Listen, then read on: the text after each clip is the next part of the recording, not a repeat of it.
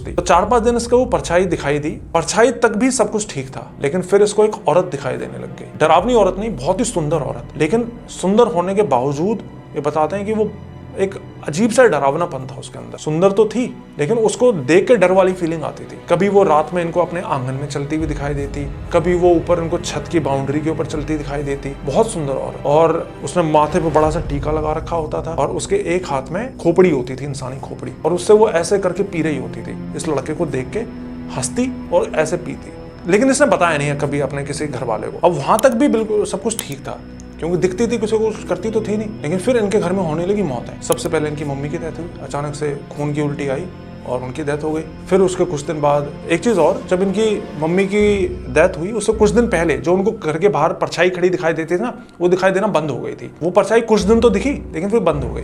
Death से पहले ही बंद हो गई थी वो, लेकिन वो औरत वो इनको दिखाई देने लग गई।